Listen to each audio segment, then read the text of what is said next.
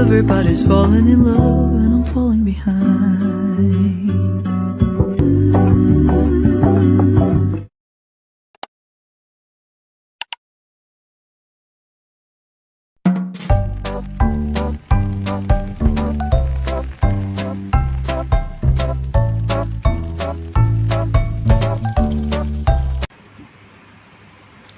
Hello everyone, my name is Agnes Septiani. I'm number 3 favorite analyst.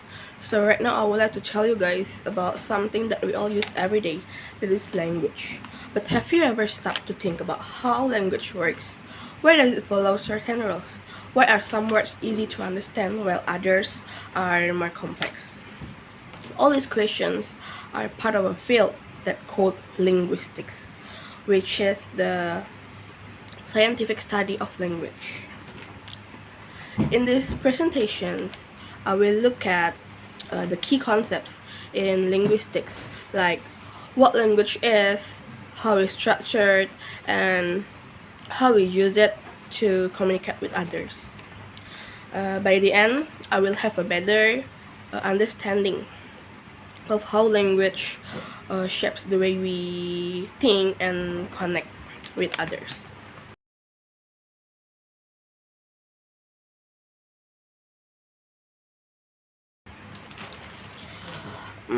First, I will talk about what is language.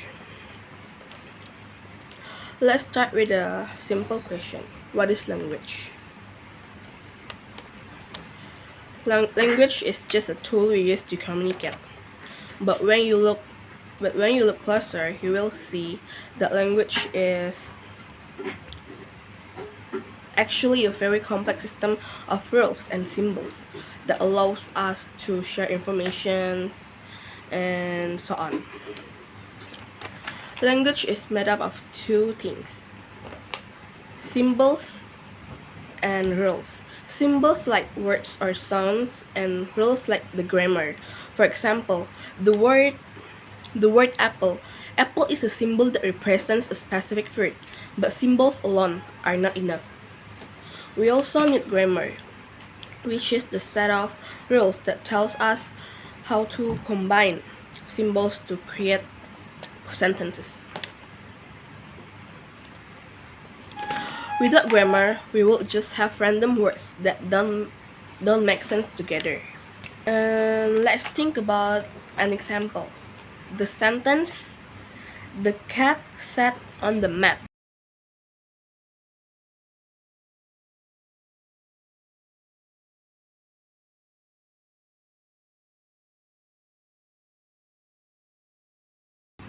The sentence follows the basic rules of English grammar. But if we mix up the words and say, "Met the cat sat on the," it wouldn't make sense anymore. Grammar helps us make sure that the words are in the right order and that the meaning is clear.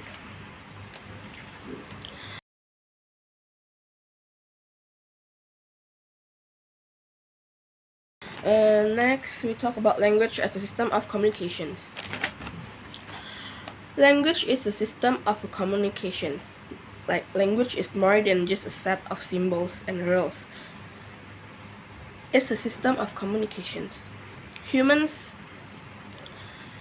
have a unique ability to communicate using language, because we can talk about things that are not right in front of us. This is called displacement. For example, I can tell you about my day yesterday or my plans for tomorrow. So I don't need to show you pictures of my day or take you to the place where I was.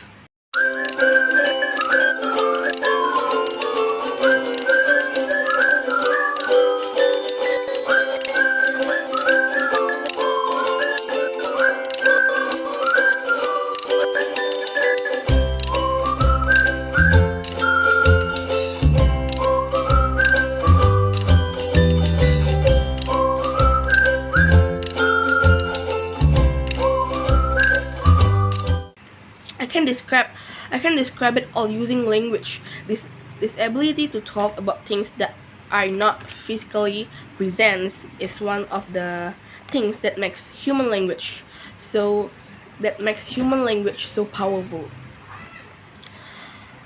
And another special feature of language is productivity, which means that we can create an infinite number of sentences from a limited number of words. Think about how many new sentences you can create in English, you can produce every day. Like you could say, I saw a dog running down the street, or the dog was chasing a cat. Even you are using the same basic words, you can create completely new sentences every time.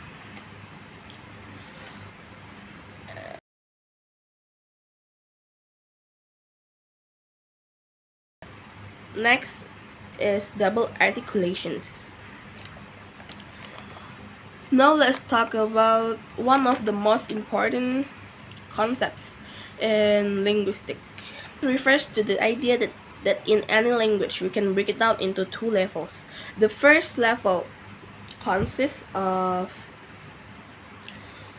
phonemes, which are the smallest sounds in a language. For example, in English, the sound K, A, and P, as in cat, are phonemes. Phonemes by themselves don't carry meaning, but when we combine them, they form words. The second level consists of morphemes, which are the smallest units of meaning. A word like cats has two morphemes, cat for the animal and the s, which indicates that it's plural. So even though phonemes are meaningless on their own, they combine to form meaningful words at the morpheme level. Double articulations is important because it allows human language to be very efficient. Instead of needing a separate symbol for every word or idea, we can combine a small number of sounds in different ways to create a huge variety of meanings.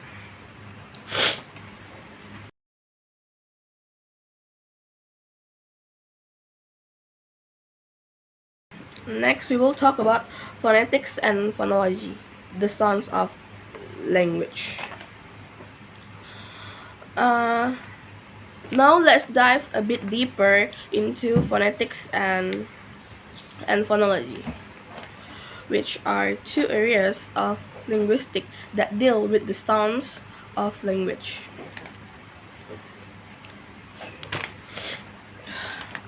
Phonetic is the study of the physical sounds of speech. When you speak, your vocal cords, tongue, and lips work together to produce sounds, like I did right now. Phonetics looks at how these sounds are made. For example, the sound p in pet is called a plosive because it's produced by blocking the airflow and then suddenly releasing it. Phonology, on the other hand, looks at how sounds function in particular language. Like every language has its own set of rules for how sounds can be combined. For example, in English, the sound can appear at the end of a word, like in sing, but it doesn't appear at the beginning of words. Phonology helps explain why certain sound combinations are allowed in one language but not in another.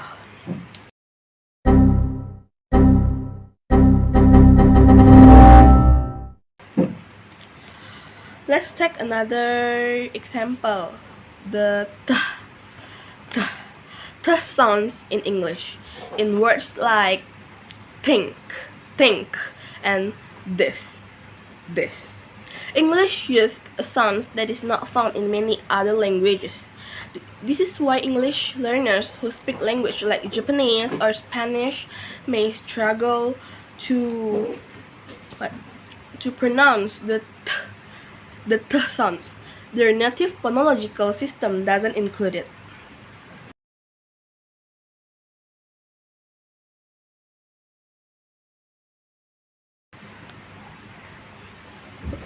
Next, we talk about syntax, the structure of sentences.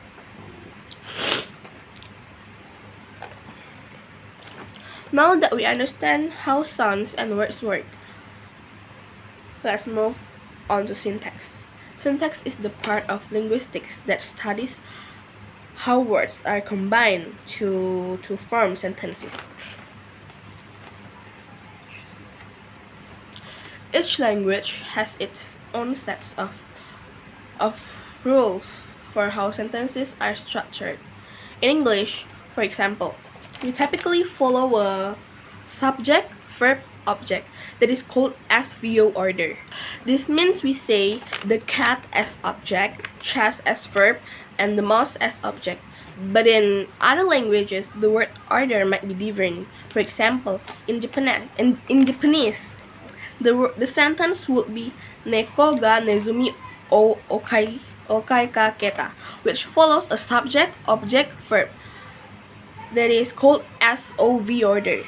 The meaning is the same, but the structure is different.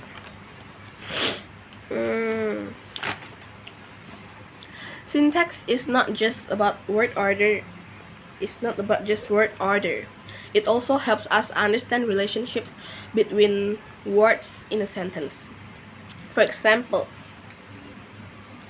consider the sentence, the man who is wearing a hat is my uncle. The phrase, who is wearing a hat, it's called a relative clause because it gives us more information about the man. Syntax helps us organize these kinds of complex sentences.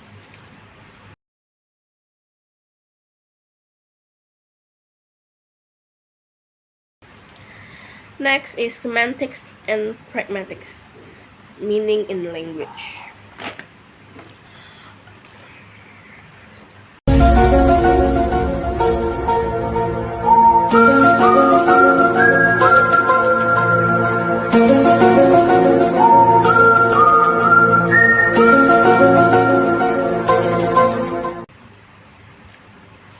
Understanding the structure of sentences is important, but we also need to know what words and sentences mean.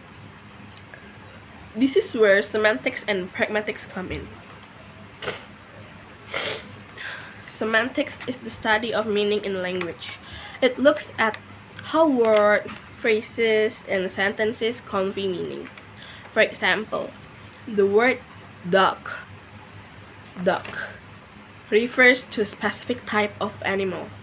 But if I say he's a duck in reference to a person, the meaning changes. Semantics helps us understand these different layers of meaning. Pragmatics is the study of how context affects meanings.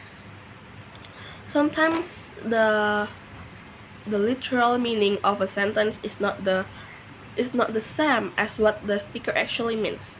For example, if I say it's cold in here, I might really be asking someone to close the window. Pragmatics helps us figure out what people mean based on the situations. Okay, let's look at another example. Imagine you are at a dinner party and someone asks,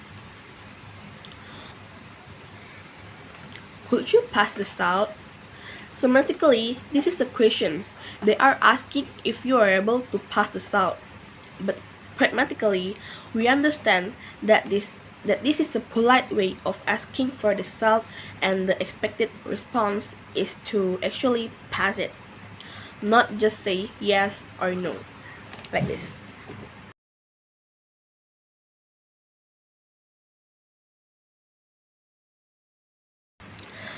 Next, we're going to talk about language variation, dialects, and accents.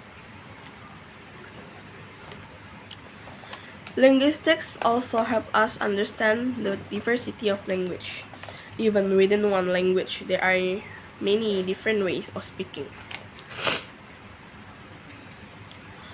These differences are called dialects or accents. A dialect is a variety of a language that has its own vocabulary, grammar, and pronunciations. For example, in the UK, people from London might say, "I'm going to the shop," while people from Liverpool might say, "I'm going to the shop." An accent refers specifically to pronunciations. For example, in American English, the word car is pronounced with a clear R sound, while in British English it might sound more like ka. So car and ka. Every dialect in accents is valid, but sometimes people judge others based on how they speak. This is called linguistic prejudice. Linguistics argue that no one way of speaking is better or worse than another. They are just different. So the importance of language and linguistics is language is an incredibly rich and complex system that we use every day without even thinking about it. Linguistics helps us break down these systems to understand how it works. From the sounds we produce, to the words we combine, to the sentences we form. We have also seen how language varies across different cultures and social groups, and how meaning depends not just on the words themselves but also on the context in which they are used. Language is more than just a tool for communications. It's a reflections of who we are, how we think, and how we relate to others. I think that's all from us about language. I'm sorry if there's wrong word. Thank you.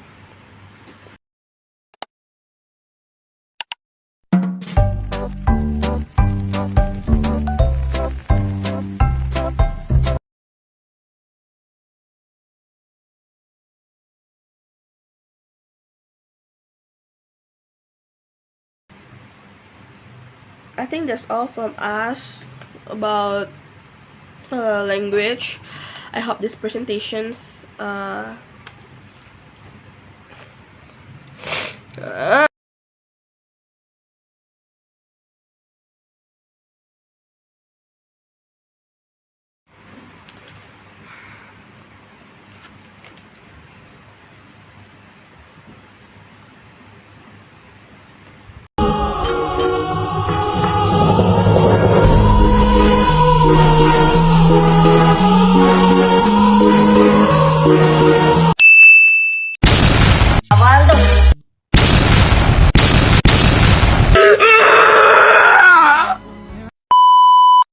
Bombastic side eye, criminal offensive side eye.